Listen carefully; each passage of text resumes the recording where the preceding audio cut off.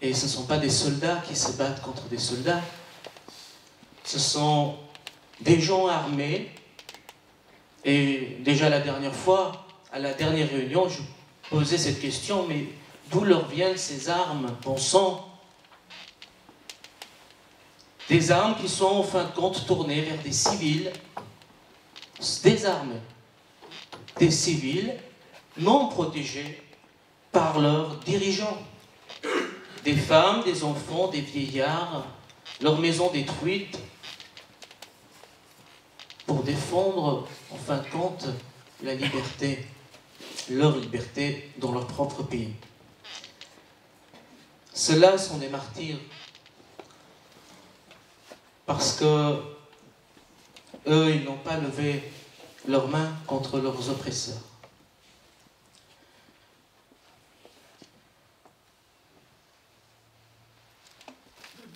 Ce qui se passe au Moyen-Orient, en Orient, c'est une grande alarme pour l'Occident. Une alarme qui a sonné 2 fois à travers les clochers des églises de France.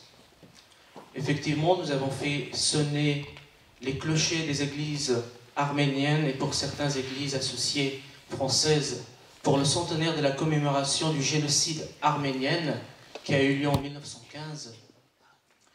Mais quelque temps plus tard, nous avons fait de la même sorte sonner ces cloches, les clochers des églises de France pour les chrétiens orientaux.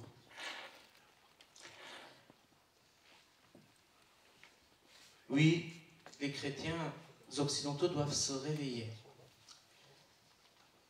Aujourd'hui, là-bas, ils sont persécutés par les armes. Ils sont déracinés par des armes, par une oppression véritable. Mais si on tourne notre regard sur l'Europe, sur l'Occident, eh bien, je crois qu'on peut se poser la question pour l'avenir de la chrétienté en Occident.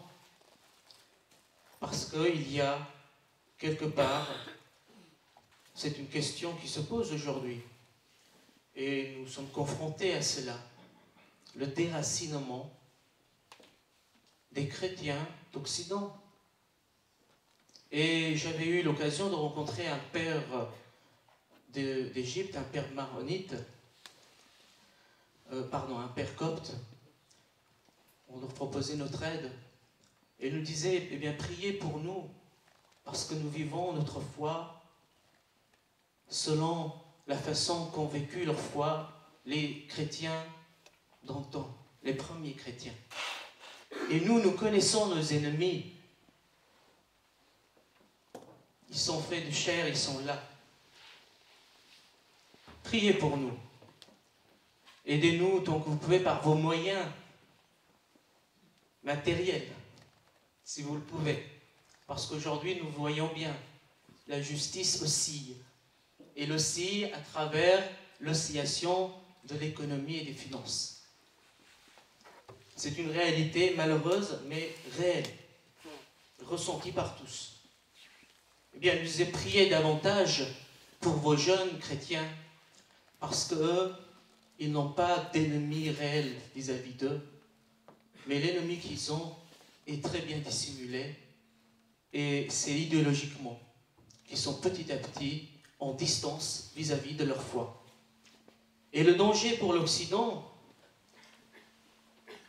la liberté, c'est justement de pouvoir vivre à travers des fondements.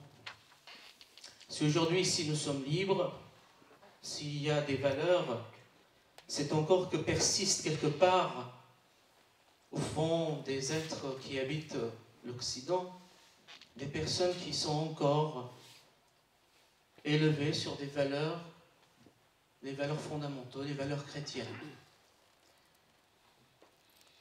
Et quand il n'y a plus de valeurs, et on le voit dans certaines zones, quand ces valeurs se perdent, eh bien, c'est le chaos. Je prie pour mes frères et sœurs chrétiens d'Orient, pour que Dieu leur donne la force de rester encore davantage fermes dans leur foi, en espérant d'avoir une espérance implacable en la résurrection et de ne jamais être contaminés par la haine de ceux qui veulent leur fin. Je prie pour qu'ils puissent, comme les premiers chrétiens martyrs, affronter leurs ennemis avec courage, sans jamais perdre la liberté de dire qu'ils sont chrétiens. Et je prie aussi pour les jeunes et les communautés chrétiennes d'Occident, pour eux aussi, d'être davantage ancrés dans leur foi. Et puis, par ce psaume 2, un petit rappel à tous les dirigeants, à ceux qui ont le pouvoir, les moyens, et qui ne font rien. Tout à l'heure, on nous a dit la victoire est du côté du Christ. Et la vraie liberté, c'est à travers le Christ, car il est le chemin, la vérité et la vie. Et ça, tout le monde doit l'accepter. Pourquoi ce tumulte parmi les nations, ces vaines pensées parmi les peuples? Pourquoi les rois de la terre se soulèvent-ils et les princes se liguent-ils avec eux contre l'Éternel et contre son oint? Brisons leurs liens, délivrons-nous de leurs chaînes. Celui qui siège dans les cieux rit, le Seigneur se moque d'eux. Puis il leur parle dans sa colère, il les épouvante dans sa fureur. C'est moi qui ai oint mon roi sur Sion, ma montagne sainte. Je publierai le décret, l'Éternel m'a dit, tu es mon fils, je t'ai engendré aujourd'hui. Demande-moi et je te donnerai les nations pour héritage, les extrémités de la terre pour possession. Tu les briseras avec une verge de fer, tu les briseras comme la base d'un potier. Et maintenant, roi, conduisez-vous avec sagesse, juge de la terre, recevez instruction. Servez l'Éternel avec crainte et réjouissez-vous avec tremblement. Embrassez le Fils de peur qu'il ne s'irrite et que vous ne périssiez dans votre voie, car sa colère est prompte à s'enflammer. Heureux tous ceux qui se confient en lui.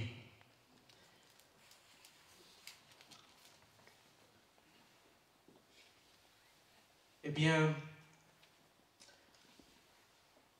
nous sommes de l'identité chrétienne, et cette identité chrétienne, nous devons la défendre et la préserver, parce que c'est une identité qui est là pour la sauvegarde de l'humanité. Dans une humanité habitée par la paix, par la justice, par la vérité et une véritable liberté. Merci à tous et merci aux organisateurs.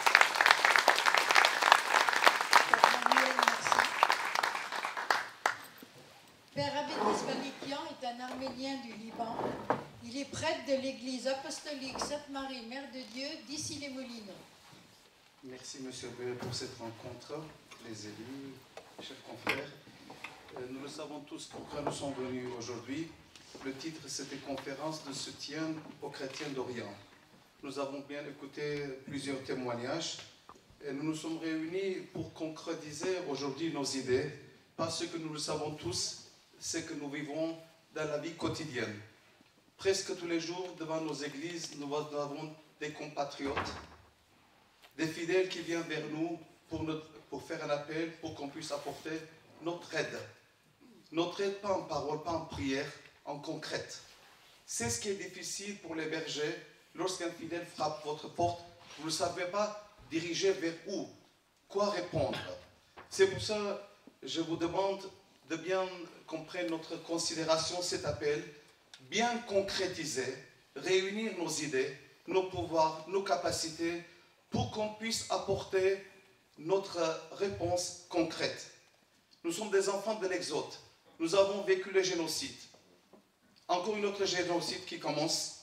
que ce soit en Égypte, Liban, Syrie, Irak. Je suis un enfant arménien du Liban. Je suis né pendant la guerre du Liban. Je suis allé en Arménie pour faire mes études. Chaque fois que j'allais au Liban, j'avais peur presque tous les jours. Je voyais tout ce qui s'est passé. Nous sommes tous marqués. Aujourd'hui, nous sommes là pour bien réfléchir, pour bien apporter notre puissance, notre capacité, enfin pour pouvoir trouver concrètes réponses. Lorsqu'on nous demande, mon père, il faut que j'aille où? Croix-Rouge, ce n'est pas suffisant. Il faut demander assistance sociale. Ce n'est pas une réponse définitive. C'est pour ça que je fais un appel. Après cette réunion, avoir des idées concrètes pour qu'on puisse apporter la réponse à nos confrères chrétiens. Merci de votre écoute. Merci, Père Alice. Il est celui qui s'est démené sans ménage afin que les victimes de l'attentat dans la cathédrale de Bagdad de 2010 puissent se faire soigner en France. Elie Fiaco est membre du bureau de la Credo et secrétaire général de l'association d'entraide aux minorités d'Orient. Monsieur le maire, mesdames et messieurs, je vous remercie tous d'être venus aujourd'hui soutenir la question des chrétiens d'Orient. Moi-même, je suis irakien, chaldéen catholique. La majorité des chrétiens d'Irak sont catholiques. Nous avons 20% à peu près qui représentent les autres églises, y compris l'église d'Orient. Et nous vivions jusqu'à 2003 en paix presque avec les autres communautés non chrétiennes. Après 2003, les Américains ils ont installé un régime en Irak confessionnel. Les chiites contrôlent la majorité des pays aujourd'hui, Bagdad et tout le sud irakien. Daesh contrôle un tiers des territoires aujourd'hui. Et en juin dernier, ils ont pris Mossoul et la vallée de Ninive où nous avons 13 villages chrétiens. Et nous avons vécu un exode massif où 200 000 chrétiens irakiens ont quitté leur village parce qu'ils ont tout simplement refusé de se convertir à l'islam. Ils sont actuellement majoritairement au Kurdistan irakien dans une ville qui s'appelle Ankawa, où nous avons à peu près 120 000 encore qui restent là-bas, qui attendent un jour retourner dans leur village chrétien. Mais malheureusement, l'espoir est très mince aujourd'hui parce que, comme Patrick l'a dit, la coalition internationale aujourd'hui promet aux Irakiens des bombardements qui renforcent Daesh et ne les affaiblit pas. Et nous croyons que seulement une intervention au sol pourra chasser Daesh de nos territoires. Et personnellement, je travaille dans une association à Paris qui s'appelle l'Association d'entraide aux minorités d'Orient. Nous avons, depuis 2007, aidé 2800 Irakiens chrétiens à obtenir l'asile en France. Actuellement, nous recevons chaque semaine une famille parmi les réfugiés qui ont abandonné leur village grâce à une procédure que la France a décidée au mois d'août dernier. François Hollande lui-même est allé au Irak avec Fabius. Il a rencontré les réfugiés chrétiens. Il a senti que ces personnes méritaient l'asile en France parce qu'ils étaient persécutés dans leur village. Ils ont abandonné tout parce qu'ils ne voulaient pas se convertir. Et une condition est demandée, que ces familles obtiennent une famille d'accueil en France, qu'elle soit irakienne ou française. Et notre association trouve depuis août dernier des familles en France et nous avons installé jusqu'à maintenant, depuis un an, à peu près 200 familles irakiennes dans la région parisienne et en Provence. Et beaucoup de personnes disent aux chrétiens de rester là-bas, mais moi je suis chrétien irakien, je ne peux pas demander merci.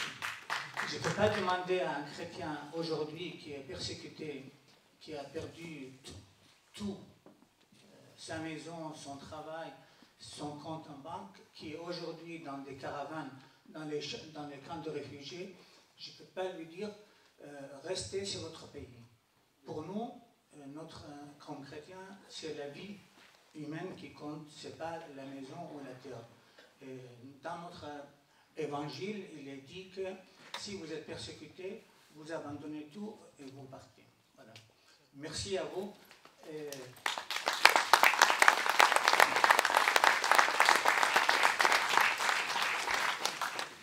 Je remercie la mairie de Clamart pour nous avoir donné l'occasion de vous adresser. Et si parmi vous, il y a des familles où vous avez des connaissances qui peuvent accueillir des chrétiens d'Orient,